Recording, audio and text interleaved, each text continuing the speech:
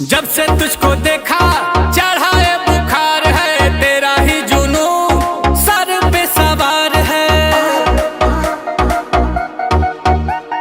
Body तेरी butter hair skin है, मेरे लिए बोलो क्या सिग्नल ग्रीन है। दिलावा के खाली बाटे रूम, मन करे फोटो ली चूम चूम कके झूम झूम कके झूम झूम कके झूम झूम कके झूम हो कके झूम झूम कके झूम झूम कके झूम झूम कके झूम।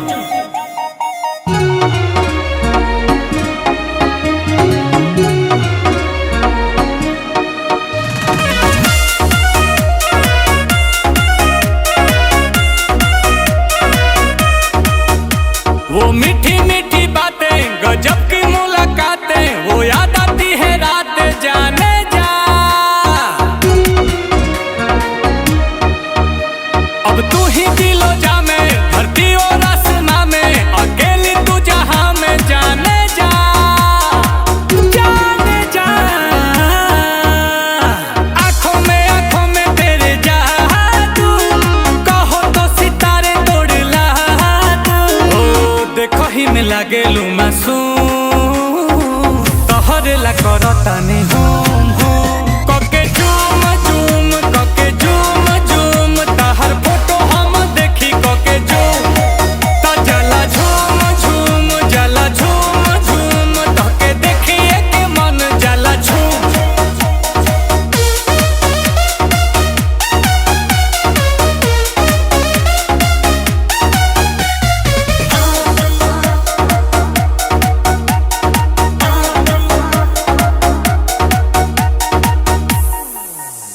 तू ही मेरी कहानी, तुझ में ही जिंदगानी, इस प्यासे की हो पानी जाने जा।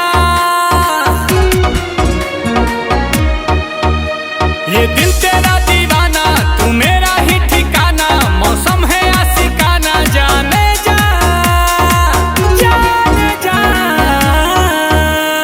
सांसों में तू बसी है, लबों पे मेरे तू ही हंसी है। गुची के लगा के परफ्यूम, फिगर ब्लास्ट करे बूम बूम।